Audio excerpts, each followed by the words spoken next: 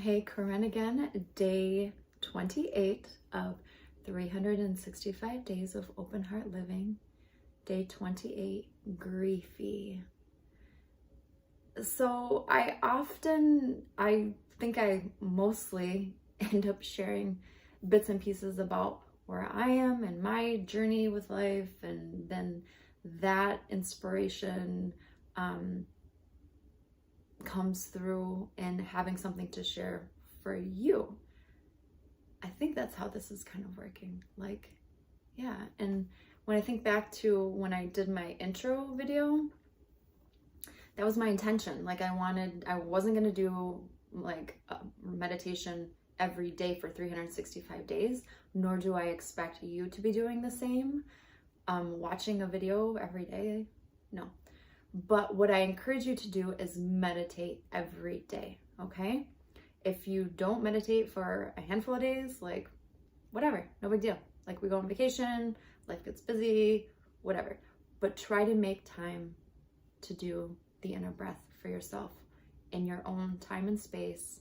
Make that a practice for you. And when you can, pop in with me and do or open heart living meditation. So yes, at the beginning, my intention was just to let inspiration flow. When I felt like I had something to talk about, when I felt like a meditation was going to come through me that could be of benefit to somebody else, then I would take the time to record it.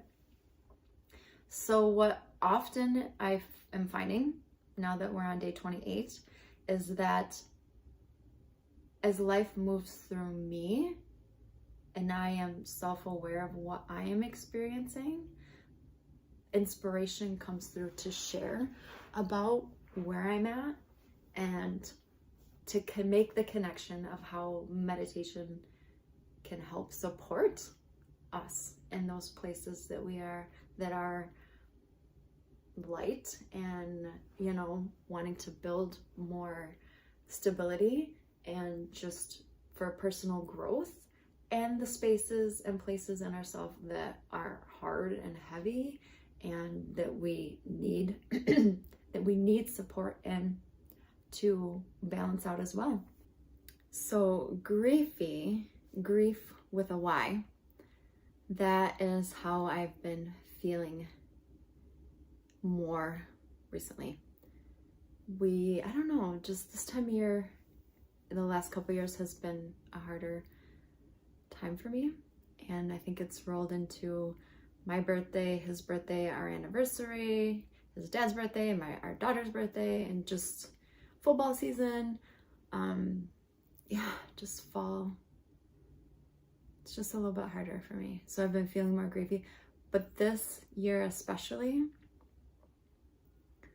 my husband would have been turning 50, and it hurts. It hurts that he's not here to have that milestone birthday.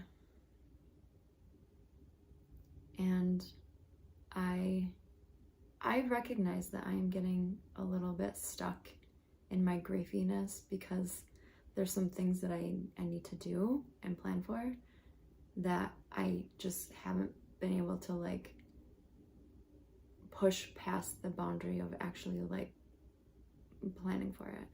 It almost makes me feel a little sick to my stomach right now. Yeah, that's interesting. So one of the things that I need to plan for is I want to throw him a 50th birthday party, and it is wrong that he's not here for that. But it has been my intention for soon after he passed that I would do that for him. He threw me a 30th birthday party, and my intention was always to return the favor and give him a 50th. And I want to do that in his honor. And I want to do that in his memory, and to just bring him back in a little celebration and help others to think about him too.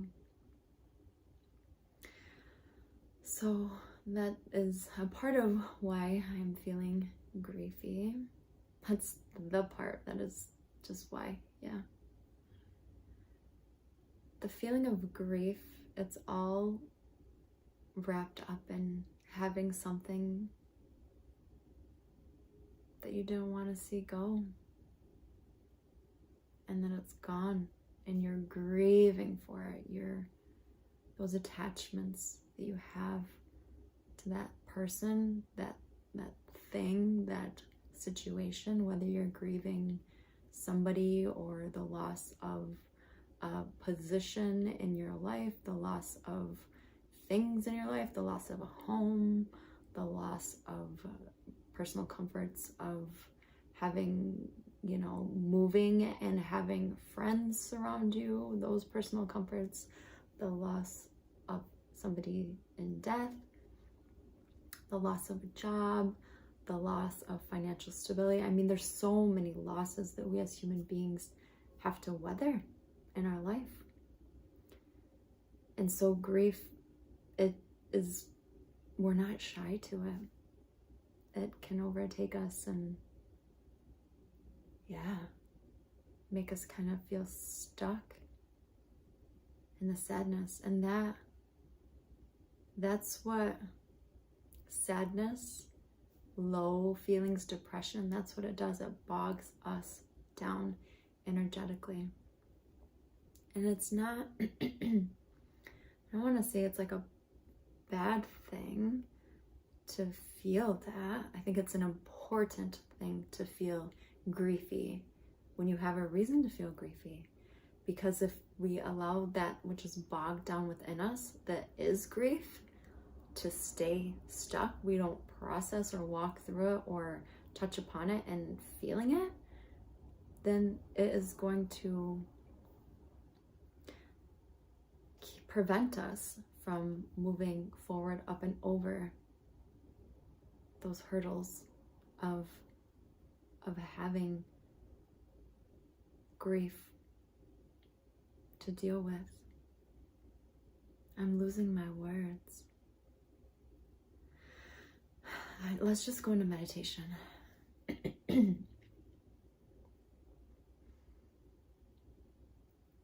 Close your eyes and relax. Feel your breath.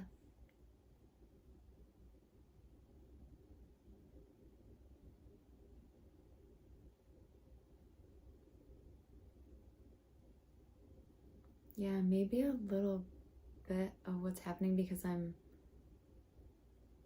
feeling my grief and trying to express it, and it's clunky and it's coming out, it feels disjointed, because I think I just need to feel it here.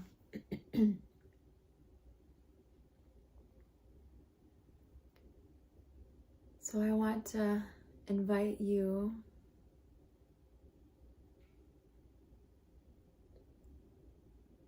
to feel your own grief.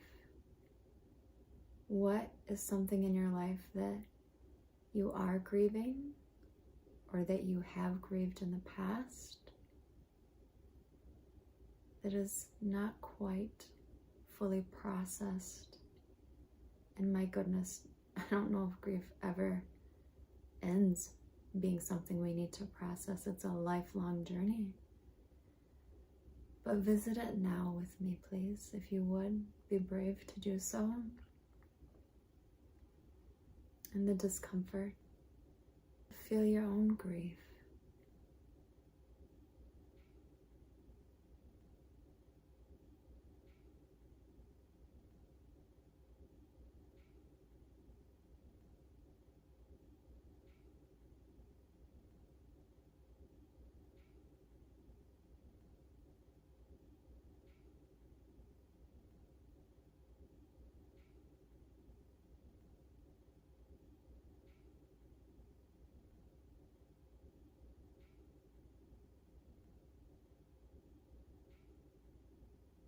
And in allowing yourself to feel your grief, you open your heart to living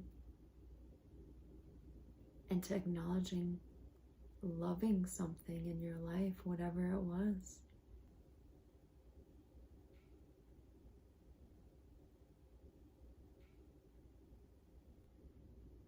To to loving it so much that you feel its loss. And in this, my dear friend, know that that which you have gained from having it in your life far outweighs what the pain of the loss is delivering to you now.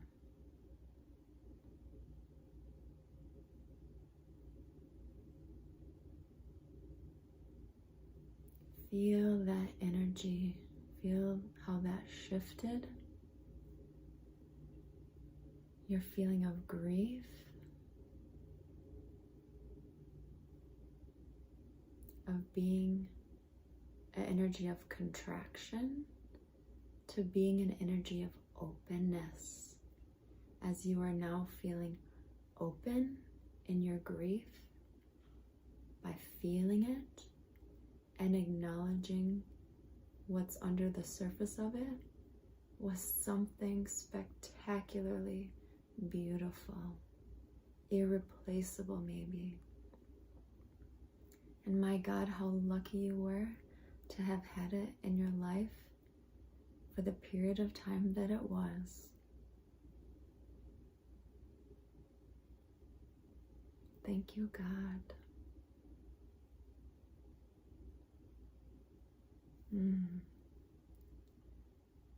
Say thank you, God, and let that also lift your heart.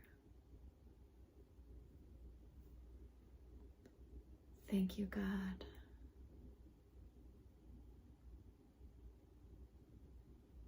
For the blessings in life.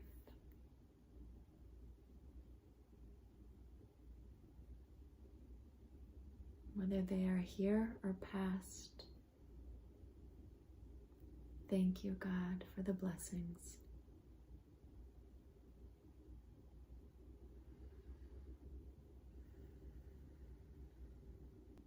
You are coming back around to the value and the space and the gratefulness for having that experience in your life to begin with.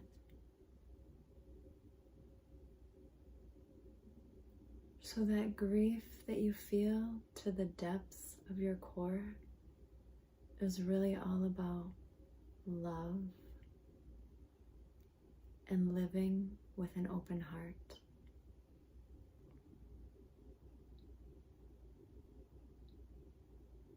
Now open your eyes with me.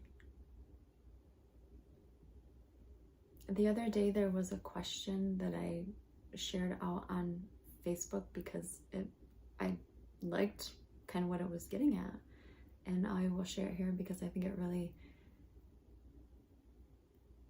speaks to what we just meditated through.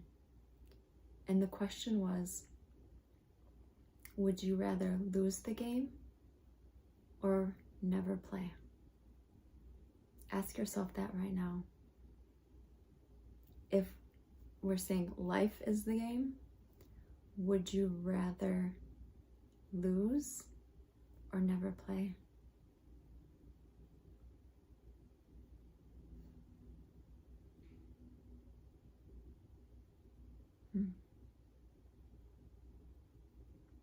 For me personally, I would rather lose. I would always want to choose showing up for life, allowing those blessings to come in, even if it means in the end we lose out on that which was a blessing, because there is greater value, greater experience in having those blessings, even if you're going to lose them. So I hope this landed softly on your grieving heart today, and I sincerely hope you keep opening to live your heart.